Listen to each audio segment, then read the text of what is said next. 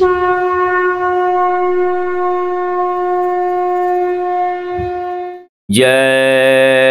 गुरुदेव। परम पुरुष गुरुदेव जी, जय गुरुदेव नाम। अलख अगम के पार मैं करती तुम्हें प्रणाम।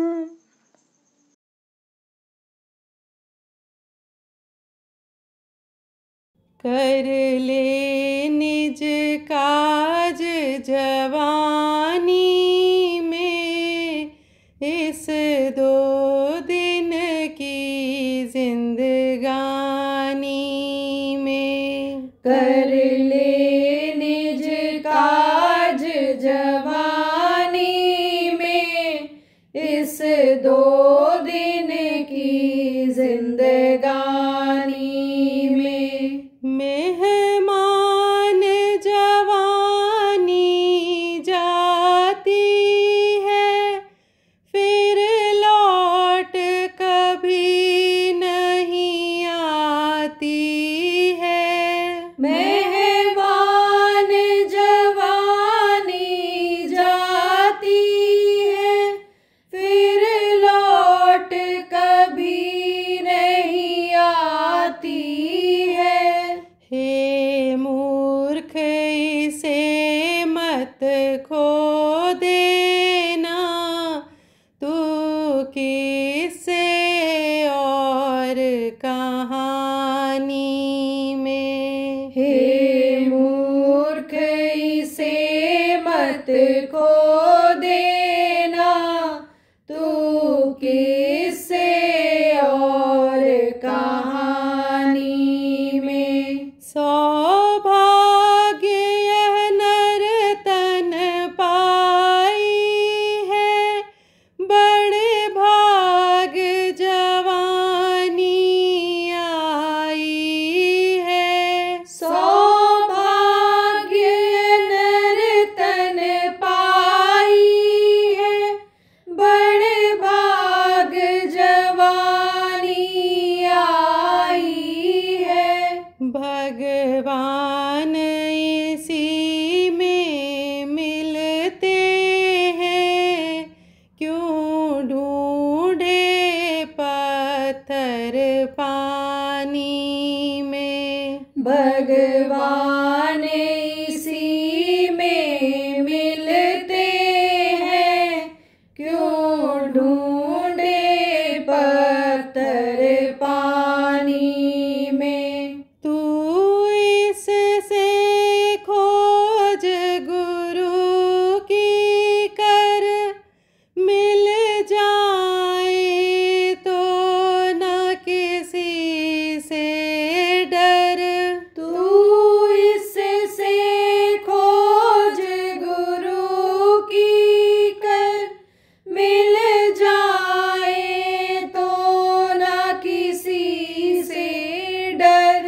गुरु ही सब कुछ के दाता है, सुन ले क्या कहते वाणी में। गुरु ही सब कुछ के दाता है, सुन ले क्या कहते वाणी में। क्यों इसको पाकर भूल रहा, निज कर्तव्यों को भूल रहा। क्यों इसको पाकर भूल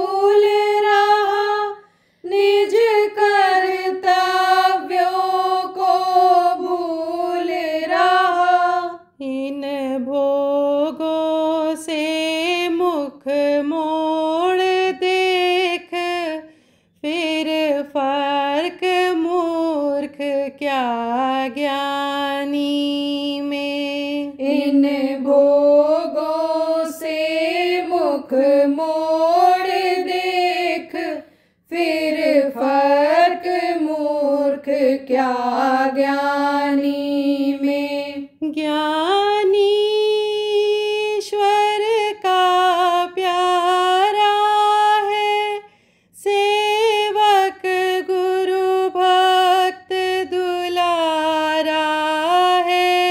ज्ञानी ईश्वर का प्यारा है, सेवक गुरु भक्त दुलारा है। जो गुरु कहते हैं मान उसे, और कर भक्ति जिंदगानी में। जो गुरु कहते हैं मान उसे, और कर भक्ति जिंदगानी में। कर ले निज काज जवानी में, इस 2 दिन की जिंदगानी में। कर ले निज काज जवानी में, इस 2 दिन की जिंदगानी में। जय गुरुदेव, जय गुरुदेव।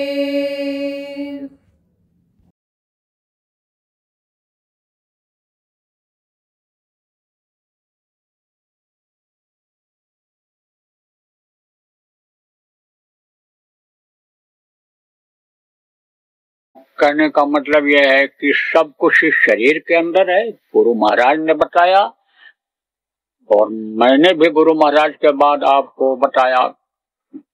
नामदान में वो चीजें बता दी जाती हैं, इससे वो अंतर की दौलत, अंतर की शक्ति आपको मिल जाएगी जब तक यहाँ रहो।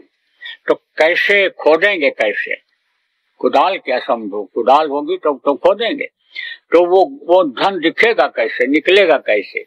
यही जो आपको सुमिरन, ध्यान और भजन बताया गया, ये जो नाम बताया गया, इससे वो धन, उससे वो दौलत मिल जाएगी। इससे जो गंदगी जमा है जीवात्मा के ऊपर, वो खुद जाएगी, वो साफ हो जाएगी। जैसे माल अंदर रखा था और ऊपर ये मिट्टी और ये सब चीजें पड़ी हुई थी, कंकड़ पत्थर पड़ा हुआ था, और मंदिर के नीचे जो गुम्बद के नीचे धन रखा था वो दबा पड़ा हुआ था, उसको जब हटाया, गंदगी जब साफ हुई ऊपर की, तब वो धन मिल गया। ऐसे इससे गंदगी साफ हो जाएगी। देखो ये अनमोल चीज है, यह रुपया पैसा से खरीदी जाने वाली चीज नहीं है। राजपाट अगर किसी को दे दो और कहो कि हमको नामदान दे दो, तो बगैर हुक्म के कोई दे नहीं सकता है, और अगर दे दिया तो फलीभूत नहीं होगा। आप ये समझो वो तो उसी तरह से हो जाएगा कि जैसे ऊसर खेत होता है। कुछ खेत ऐसे होते हैं जिनमें तिल नहीं जामा, कितना भी बारिश हो जाए, कितना भी स्वाति की बूंद जो गजमुक्ता और मणि मोती तक बना देती है, स्वाति की बूंद, वो कितना भी स्वाति बरस जाए, लेकिन वहां पर एक तिनका, एक घास भी नहीं उग सकती है ऊसर जमीन में। तो समझ लो कि ऊसर में बीज डाल दो तो बेकार जाएगा। ऐसे ही जिसको हुक्म नहीं होता है वो नामदान अगर दे दे तो समझो कि ऊसर में बीज पड़ गया, जमने वाला नहीं है, पौधा उसका नहीं बनी, फल उसमें नहीं निकलेगा। तो आप ये समझो कि ये चीज बड़े भाग्य से मिलती है। कहा गया पुण्य पुंज बिन मिलहि न संताप। पुण्य जब उदय होता है तो हमारे गुरु महाराज जैसे संत मिलते हैं, और जब और भाग्य उदय होता है तब आप ये समझो कि यह नामदान मिलता है।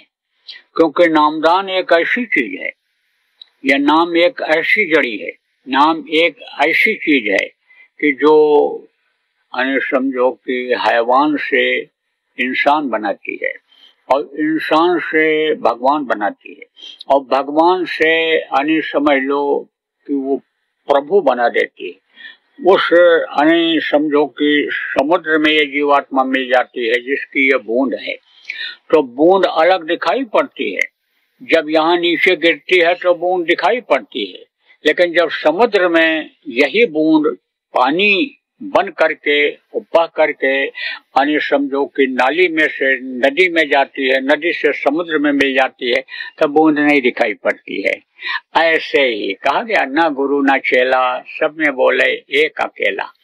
तो आप फिर समझो कि भाग्यशाली हो कि जिनको नाम मिला। कहते हैं ना कि बड़े वे भाग्यशाली हैं जो नाम गुर से हैं पाई, लेकिन वे धन्य गुरमुख हैं जो जीव सत्संग में लाई। आप कुछ लोगों को समझा करके लाए हो, किस लिए लाए हो? नामदान दिलाने के लिए। आप भी धन्य हो, लेकिन कब धन्य हो गए? जब वो धन्य हो जाएंगे। नामदान लेकर तो ये चले जाएंगे, लेकिन अगर इन्होंने किया नहीं तो इनको कुछ पता नहीं चलेगा कि इसका फल क्या मिलता है, इससे क्या चीज मिलती है। और जब ये जो सुमिरन ध्यान भजन बताया जाएगा करेंगे, आप इनको समझा दोगे, करा ले जाओगे, और अंतर में जीवात्मा जब धंसेगी जाएगी ऊपर, ऊपरी लोगों का आनंद मिलेगा, तब ये खुश हो जाएगी, धन्य हो जाएगी। ये कहते हैं ना, धन्य हो गए हमको आप यहाँ ले आए जहाँ शांति मिलती है। तो दुनिया की ये शांति क्षणिक शांति होती है, लेकिन ऊपर जब ये जीवात्मा बढ़ने लगती है तो वो शांति अजर अमर हो जाती है, फिर अशांति वहां होती ही नहीं। यहाँ तो थोड़ी देर के लिए शांति मिली, गर्मी से कोई चला गया और ठंडे में बैठ गया, ठंडा पानी मिल गया, बोले शांति मिल गई। बड़ी तपन थी, बड़ी गर्मी थी, बहुत परेशान था, शांति मिल गई। लेकिन फिर धूप में जाएगा, जब फिर धूप में जाएगा तो फिर वही अशांति हो जाएगी, फिर वही तकलीफ हो जाएगी। अब आप ये समझ लो कि जब घर में कोई अपने पहुंच जाता है शाम को और फिर कहीं आना जाना नहीं होता है, तब कहता है अब आराम मिल गया, अब पूरी शांति मिल गई, आराम करेंगे यहाँ पर। ऐसे अपने घर, अपने वतन, अपने मालिक के पास जब ये जीवात्मा पहुंच जाती है तब इसको पूरी शांति मिल जाती है। तो जब शांति मिल जाएगी, जीवात्मा को इसका खुराक मिल जाएगा। तो जैसे आप किसी को भोजन कराते हो तो वो आशीर्वाद देता है, ऐसे ये जीवात्मा जब शब्द का आहार करती है, शब्द को पकड़ती है, ऊपर जाती है और ये खुश हो जाती है, इसका पेट भर जाता है, तो ये भी आशीर्वाद देती है। तो आप समझो कि आप दोनों लोग भाग्यशाली हो, जो प्रचार किए यहाँ पर लाए और जो नामदान लेने के लिए आए हो, दोनों भाग्यशाली हो। अब ये जरूर है कि जो प्रचार किए हो, साथ लाए हो, इनको सुमिरन ध्यान भजन खुद ठीक से समझा देना और खुद इनके साथ बैठ करके 2-4 दिन कर लेना, करा देना, तो इनकी आदत बन जाएगी। ये कौन सा नाम है जिसके लिए कहा कि सुमिर पवन सुत पावन नामू, अपने वश कर राखव नामू। यह पावन नाम है, पवित्र नाम है। इसमें कोई अपवित्रता नहीं है, इसमें कोई गंदगी नहीं है, यह बिल्कुल निर्मल है। जैसे ये जीवात्मा कभी निर्मल थी, अब गंदगी आ गई, ऐसे ये नाम बिल्कुल यानी समझो कि निर्मल है। यानी ये इसीलिए जो है यानी समझो कि यहाँ नहीं पैदा हुआ, क्योंकि यहाँ पैदा होने वाली चीजें, इस मृतलोक में रहने वाली चीजें ये गंदी हो जाती, क्योंकि यहाँ गंदगी है, ऊपर गंदगी नहीं है। लेकिन वहाँ की जो धार है नाम की, वो यहाँ बराबर आती रहती है, पड़ती रहती है। जैसे कोई दूर से टार्च दिखा दे और रोशनी हो जाए, आप ये समझो तो गंदी जगह पर भी रोशनी दिखाई पड़ेगी, लेकिन वहां जा करके अगर रोशनी करेगा तो गंदी जगह पर गंदगी लगेगी ही लगेगी। तो आपको सत्संगों में बताया गया कि शब्द से ही यानी सारी चीजें बनाई गई हैं, आवाज से ही ये बनाई गई हैं। देवी देवता अंडपिंड ब्राह्मण सब आवाज पर ही टिके हुए हैं। इस मृतलोक में जितनी भी चीजें हैं उस आवाज पर ही टिकी हुई हैं। आवाज खत्म हो जाती है तो कुछ नहीं रह जाता है। तो वो आवाज ऊपर से जब आई तो बदलती चली गई, एक लोक से दूसरे लोक में गई तो दूसरी हो गई, फिर वहां से निकली तो उस आवाज में फर्क हो गया। कैसे? जैसे आप मध्य प्रदेश में रहते हो, आप उधर जाओ राजस्थान में तो वहाँ हिंदी ही बोलेंगे लोग, लेकिन टोन बदल जाएगा। हरियाणा में पहुंचो वहां भी हिंदी बोलते हैं, लेकिन बोलने का तरीका अलग हो जाता है। तो इसी तरह से आवाजें में परिवर्तन होता गया और समझो कि वो आवाजें यहाँ तक पहुंचते पहुंचते यानी एक ही आवाज जो उतरी थी कई आवाजें हो गई। तो जैसा मैंने बताया कि बदलता गया, वही शब्द बदलता गया, वही आवाज जो सबसे पहले यानी नीचे उतरी थी अनामी धाम में थी एक ही थी, लेकिन वो बदलती चली गई। जैसे यहाँ बदलता जा रहा है, जितने दूर जाओगे उतने आपको बदलाव आवाज में मिलेगा।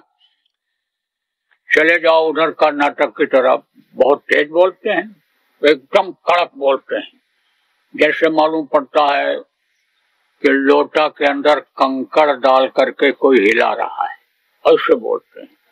कहीं कहीं की भाषा इसी भारत देश में बहुत रही मृदु है, वो अगर किसी को डांटेंगे फटकारेंगे तो कहेंगे अरे बबुआ काहे को परेशान किया है, क्यों नहीं मानता है, अरे मान दे बात को, ऐसा बोलते हैं। तो अब आप ये समझो जैसे यहाँ की बोली में फर्क है, ऐसे ऊपरी लोगों की भी बोली में फर्क हो जाता है। अब आप ये समझो कि जहां से आवाज उतरी है वहां अगर पहुंच जाए तो ये सब बोली समझ में आने लगती है। क्योंकि आप ये देखो कि जैसे कोई हिंदी पढ़ लेता है, ज्यादा जानकार हो जाता है, तो हिंदी कहीं कोई तोड़ मरोड़ करके भी बोलता है तो भी वो समझ जाता है, कुछ ना कुछ उसके समझ में भले ना हो रह जाए, बाकी सब समझ जाता है।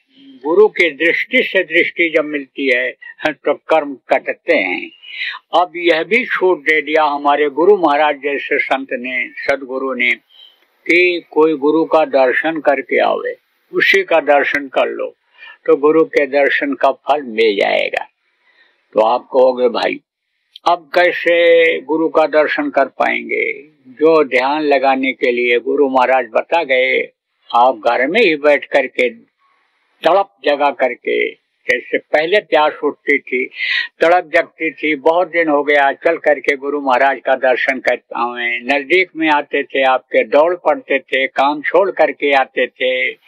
ये बच्चों को छोड़ करके न ध्यान रख करके और गुरु महाराज का दर्शन करने के लिए आती थी। तो आप ये समझो ऐसे तड़प जब जगेगी तो अंतर में भी गुरु महाराज का दर्शन हो जाएगा। सत्संग क्यों सुनाना पड़ता है? सत्संग जल जब कोई पावे, मैल आई सब कट कर जावे। अंदर में मैल जो जमा हो गई है, कर्मों की जमा हो गई, कि जिससे गुरु से दूर हो रहे हो, जिससे सत्संग से दूर हो रहे हो, जिससे भजन से दूर हो रहे हो, वो मैलाई कट जाए, निर्मलता आ जाए, स्वच्छता आ जाए। तो निर्मल मंजन सुम पावा, मोह कपट छल छिट न भावा।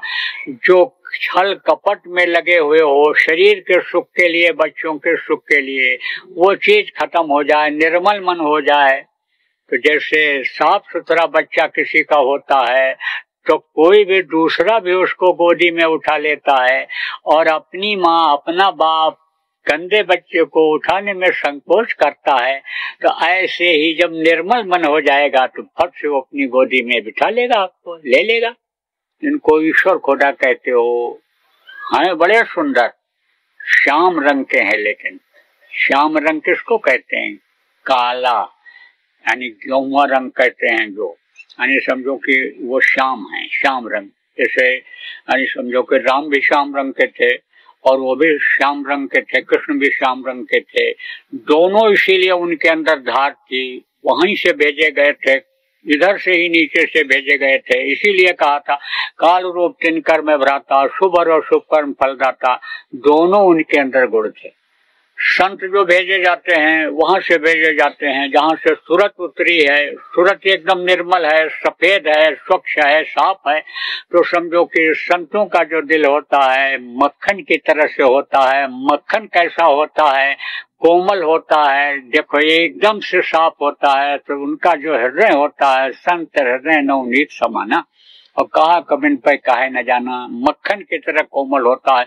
और बहुत जल्दी मक्खन देखो पिघलता है। ऐसे संत पिघल जाते हैं। थोड़ा सा भी प्रार्थना कर लिया जाए, थोड़ी सी विनती कर ली जाए, थोड़ा सा उनकी बात को मान लिया जाए तो बहुत जल्दी दया कर देते हैं। तो आप ये समझो प्रेमियों कि ये काल का अंश है मन, और लगा दिया गया, माया के हवाले कर दिया गया।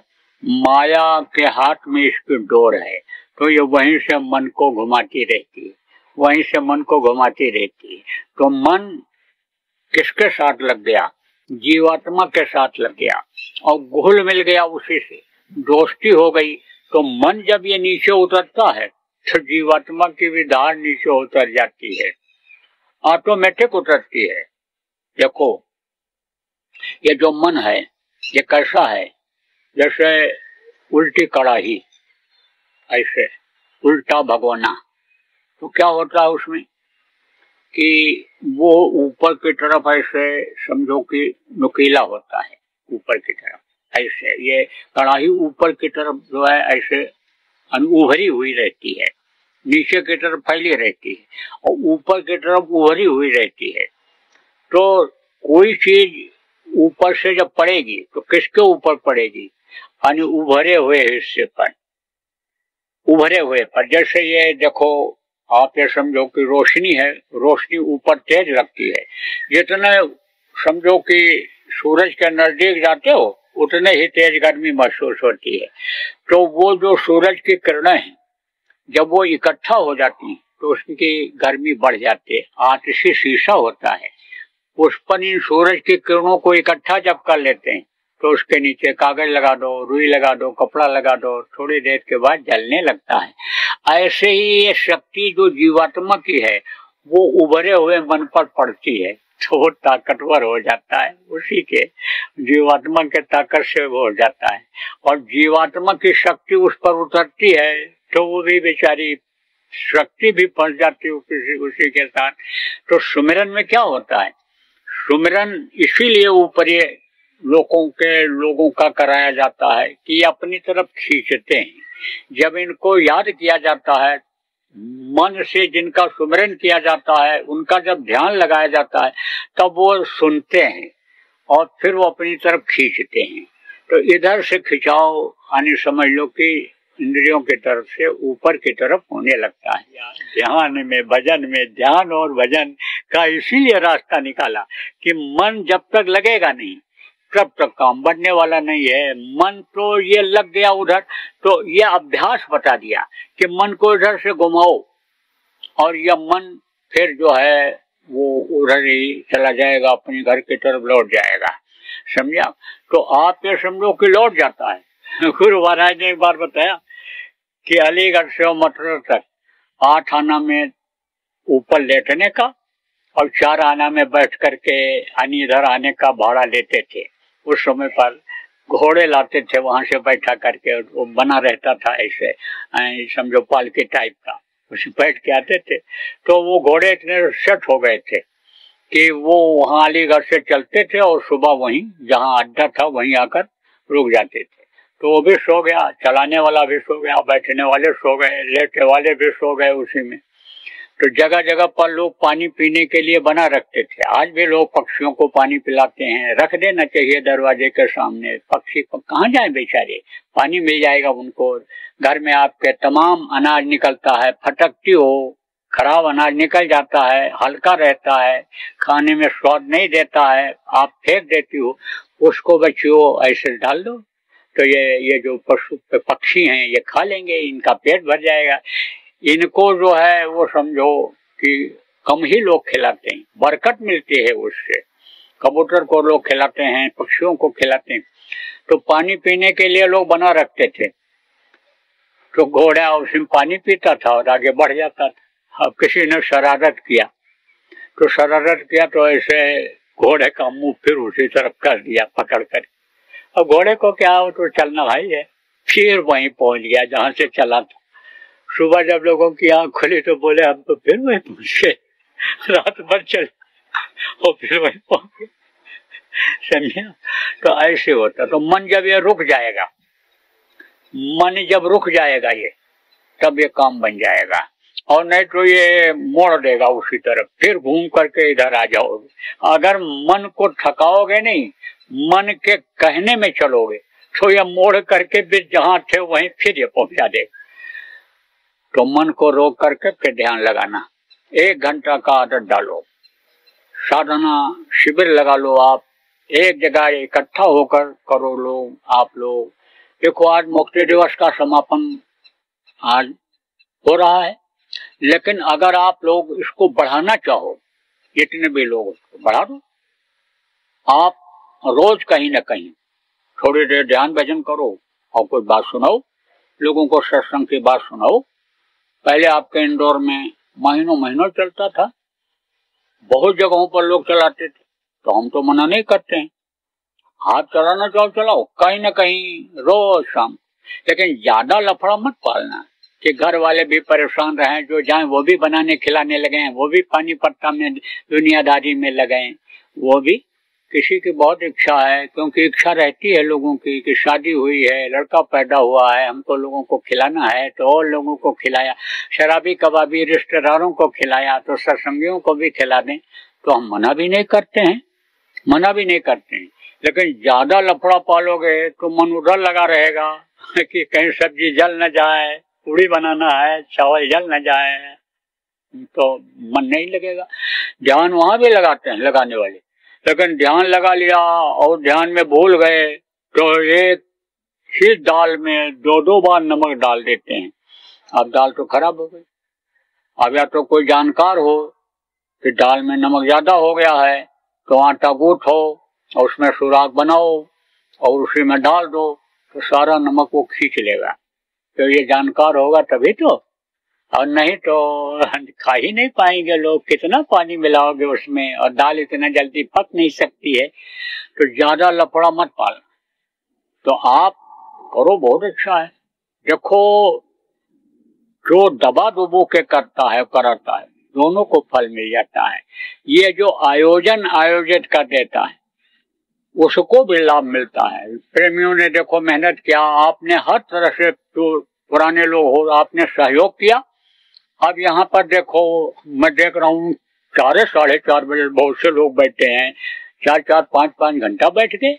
घर में बैठना बड़ा मुश्किल, कहीं ड्यूटी पर इतना आदमी जल्दी नहीं बैठ पा रहा है।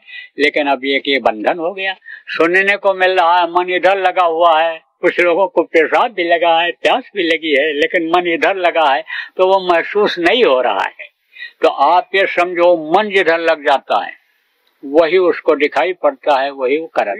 जब रास्ते को हमने बताया, बोले इजी वे है, यानी सबसे सरल रास्ता यह है। आध्यात्मिक विकास का सबसे बड़ा यानी समझो कि ये सरल और अच्छा रास्ता है। बहुत से लोग करते हैं। आप समझो 15-16 देशों में गया, नामदान देकर आया, सब जगह करती हैं। किसी भी जाति मजहब के मानने वाले हों, सबको दिया जाता है। और सब जो थोड़ा सा परहेज करते हैं, जबान के स्वाद को यानी समझो भूल करके, मांस मछली अंडा शराब छोड़ करके जो करते हैं, सबको फायदा होता है। तो जब सबको फायदा हो रहा है, विदेश के लोगों को फायदा हो रहा है, देश के लोगों को फायदा हो रहा है, तो कोई आप सौतेले बेटे तो हो नहीं, आप भी तो उसी के बेटे हो, उसी के अंश हो, तो आपको भी फायदा दिखेगा। लेकिन करोगे तब, कहने से नहीं होता है, करने से होता है। आप ये समझो कि भांग में नशा होता है, लेकिन भांग को आप पीसो और फिर गिलास में घोल करके मुंह में डालो, लेकिन कुल्ली कर दो तो नशा आएगा? नहीं आएगा। जो पीता है उसको नशा आता है। ऐसे ही ये जो अलल से हैं मस्ती में डूबे, होश कब है उन्हें जिंदगी का। ये नशा जो अंदर में आपको लेना है, जब करोगे तब वो नशा मिलेगा। जो चढ़ती उतरती है मस्ती वो हकीकत की मस्ती नहीं है। कहा ना, जाम मुल्ला तेरा रोज पीना, मस्तों का नहीं है करीना। जो चढ़ती उतरती है मस्ती वो हकीकत की मस्ती नहीं है।